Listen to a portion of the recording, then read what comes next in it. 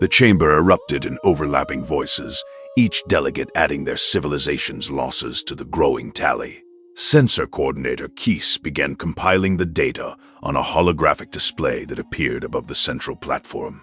When the list was complete, the silence was absolute. 47 ships, 8 different civilizations, over 2,000 crew members, all missing in the vicinity of one unremarkable yellow star.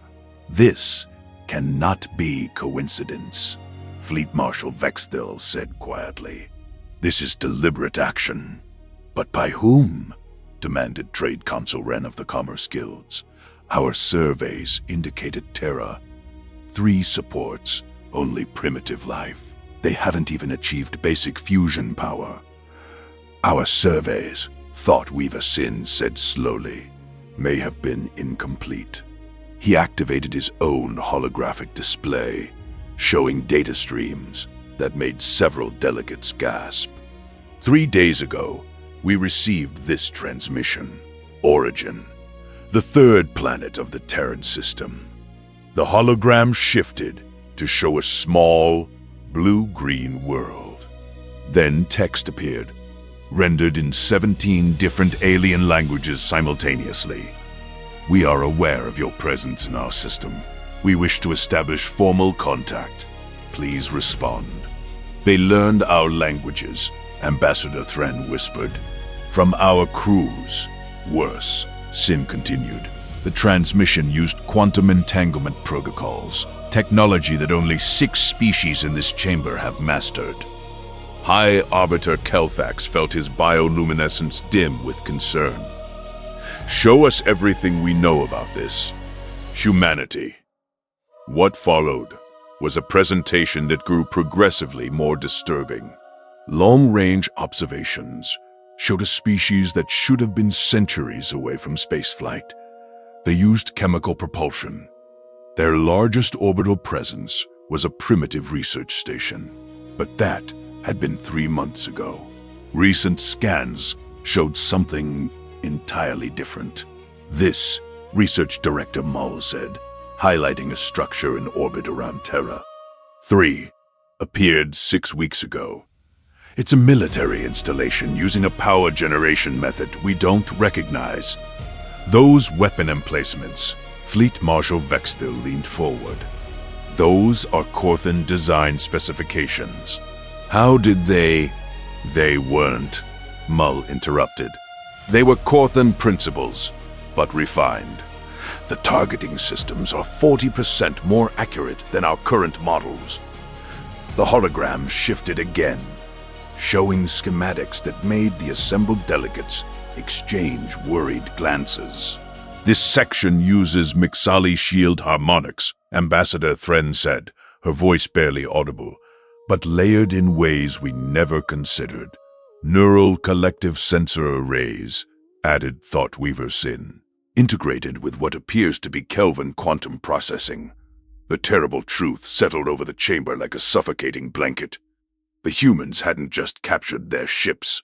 They had analyzed, understood, and improved upon technologies that represented thousands of years of development. How is this possible? Trade Consul Wren demanded. No species advances this quickly. That, High Arbiter Kelthax said grimly, is what we need to understand. We must hear from those who encountered these humans directly. He gestured to a side chamber. I've authorized the release of classified testimony from our few survivors. What they tell us will determine our response. The witnesses entered. A Corthan tactical officer whose armor showed recent repairs. A Mixali biologist whose normally vibrant colors were muted with trauma. And a neural collective observer whose crystalline housing bore the scars of forced disconnection. Their stories would change everything. Commander Thraxel of the Corthan Dominion stood before the assembled delegates, every movement precise despite obvious exhaustion. No, they were trying to capture us. Thraxel's next words came slowly, as though he still couldn't believe them. Their weapons weren't designed for maximum damage. They were designed for precision. Every shot disabled a specific system while leaving the ship's integrity intact. "How did you escape?" Vexthal asked. "I didn't." Thraxel turned to face his superior. "My ship was boarded. I spent 3 days in human custody." The chamber went absolutely silent. "They separated my crew," Thraxel continued. "Isolated us. Then they began what they called technical consultations. They showed us schematics of our own ships and asked us to explain the systems. You refused," Vexthal said. "It wasn't a question. Of course, I'm Corthan. I'm trained to resist interrogation." Thraxel paused, but they didn't torture us. They didn't threaten us. They just talked, asked questions, showed interest in our experiences. And within 2 hours, they understood our shield modulation frequencies. Within 6 hours, they had mapped our entire command structure. By the end of the first day, they were suggesting improvements to our weapon systems. Trade Consul Wren leaned forward. Suggesting improvements? They pointed out inefficiencies we'd never noticed. Design choices that reduced effectiveness. Alternative approaches that would increase power output by 30%. Thraxel's bioluminescent patterns flickered with something like shame. I found myself explaining things just to see if they could actually implement the changes. And they could. They did. They released you, High Arbiter Kelfax observed. Why? To deliver a message. Thraxel pulled up a final holographic display. This is what they sent me back with. The hologram showed a data file containing detailed schematics for Corthan technology. Improved, refined, and annotated with suggestions for further enhancement. And at the bottom, a simple message. Thank you for your assistance. We look forward to future collaboration. Seln of the Mixali Federation approached the testimony platform with visible reluctance. The Mixali were peaceful by nature, their translucent biology making violence almost impossible to consider. They explored the galaxy through diplomacy and scientific exchange. Their encounter with humanity had shattered their understanding of galactic civilization. We sent a diplomatic mission, Seln began, her colors shifting to muted blues and grays. 23 ships carrying cultural ambassadors, trade specialists, and xenobiologists. Our approach was peaceful, transparent, and carefully designed not to provoke. What went wrong? Ambassador Thren asked gently. Nothing went wrong, Seln replied. That's what makes it so terrifying. They received our diplomatic overtures with apparent gratitude. They invited our ambassadors to their orbital station. They seemed genuinely interested in cultural exchange. Then why the concern? Seln's colors flashed red, a Mixali expression of alarm, because they learned everything about us in 3 days. Our language, our culture, our technology, our psychology, everything. 3 days, Research Director Mull sounded skeptical. Cultural assimilation normally takes months. I know. Seln activated her own data display. I kept detailed records of our interactions. Watch this. The hologram showed a meeting between Mixali diplomats and human representatives. At the beginning, the humans relied on translation devices and made basic cultural errors. By the end of the 3-hour session, they were speaking Mixali dialect without technological assistance and observing proper social protocols. They have something they call pattern recognition, Selm explained. It's a cognitive ability that allows them to identify connections between seemingly unrelated data points. They listen to our language for minutes and extrapolate grammar rules. They observe our interactions and deduce social hierarchies. They study our technology and understand principles we took centuries to discover. One species' cognitive ability shouldn't be that exceptional, Thoughtweaver Sin said. The neural collective processes information at quantum speeds. We don't learn that quickly. Because you process information sequentially, even at high speeds, Selm replied. Humans process information differently. They make intuitive leaps. They guess correctly about things they shouldn't be able to guess. They see patterns in chaos. She pulled up another display showing human neural scans provided during the cultural exchange. Look at their brain structure. It's not optimized for any single task. Instead, it's flexible, adaptive. They can reconfigure their thinking patterns based on what they're trying to accomplish. Ambassador Thren studied the scans with growing unease. They're generalists, extremely capable generalists, Selm confirmed. They don't have our diplomatic finesse, or Corthan military discipline, or Kelvin scientific rigor. But they can become adequate at all three much faster than any of us could learn a single specialty outside our natural inclinations. What happened to your delegation? High Arbiter Kelthax asked. They're still on the human station, Selm said quietly. As guests, not prisoners. The humans have been sharing their own cultural practices, discussing trade possibilities, and proposing joint research projects. By all accounts, the experience has been overwhelmingly positive. Then why do you seem concerned? Selm's colors rippled with conflicting emotions. Because, in 3 days, they convinced 17 of my people that their primitive planet had valuable knowledge worth sharing. They made us feel like we were the ones learning from them, not the other way around.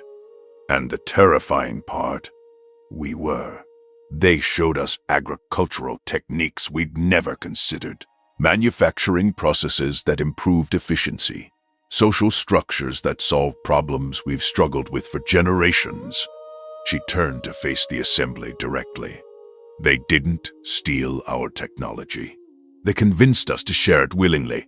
And when we realized what we'd done, we didn't feel betrayed. We felt enriched. The implication hung in the air. The humans had weaponized cooperation itself. Observer Zith of the Neural Collective was the final witness. As a consciousness distributed across crystalline computational matrices, Scythe represented one of the galaxy's most advanced forms of intelligence. The Neural Collective didn't think like biological species. They processed information across quantum states, existing partially in multiple dimensions simultaneously. The humans had defeated them anyway. Our approach was purely observational, Scythe began, their voice synthesized from pure data. We positioned stealth platforms at the edges of the Terran system. Our sensors operate on principles that don't interact with three-dimensional space normally. Detection should have been impossible. But they detected you, Thoughtweaver Sin said. Worse, they tracked us. Scythe displayed sensor logs showing the humans' methodical discovery of every single hidden platform. They don't have multi-dimensional sensors, but they realized we had to be somewhere, so they used probabilistic analysis. I don't understand, admitted Trade Consul Wren. They calculated where observation platforms would logically be positioned for optimal coverage. Then, they sent high-energy particle bursts to those locations and watched for anomalous reflections. They didn't find us through superior technology. They found us through superior reasoning. Scythe's next display showed something even more disturbing. Once they knew where we were, they sent us a message. Not through normal communication channels, but by manipulating local space-time in ways that forced our sensors to interpret the distortions as data. They communicated through the fabric of reality itself? Research Director Mull looked stunned. Yes, and the message was simple. We know you're watching. We'd prefer to talk. How did the collective respond? Thoughtweaver Sin asked. We attempted to establish quantum communication protocols. Scythe's next admission clearly pained them. Within one exchange, they had mapped our entire consciousness network architecture. They didn't just learn how we communicate, they learned how we think. The silence that followed was profound. The neural collective's thought processes were considered incomprehensible to biological species. The idea that humans had not only understood but mapped them was almost impossible to accept. They offered us something, Sith continued quietly. A new processing algorithm that would increase our computational efficiency by 18%. They developed it in 3 hours based purely on understanding our thought architecture. Did you implement it? Sin asked. Yes. Exith's admission was barely audible. It worked perfectly. The humans had improved our own cognition using principles we'd never discovered, despite processing information for thousands of years. High Arbiter Kelthax stood slowly. Thank you all for your testimonies. What you've described is unprecedented. A species that learns from every encounter, improves every technology they touch, and turns potential enemies into willing teachers. The question, Fleet Marshal Vexthil said, is what do we do about it? That, Kelthax replied, is what we must decide, quickly. Because while we've been gathering here, I've received word that humanity has begun its own outreach to other civilizations. A new holographic display appeared, showing real-time data of human vessels moving through nearby star systems. They're not attacking, Research Director Mull observed. But they're not hiding either. No, High Arbiter Kelthax agreed. They're announcing themselves, taking their place in the galaxy whether we invite them or not. Then we make a choice, Thoughtweaver Sin said. Do we welcome them as equals, or do we treat them as the threat they clearly represent? The delegates began arguing, their voices rising in fear and anger and uncertainty. And somewhere in a small solar system in the outer reaches of mapped space, humanity continued preparing for whatever answer the galaxy would give.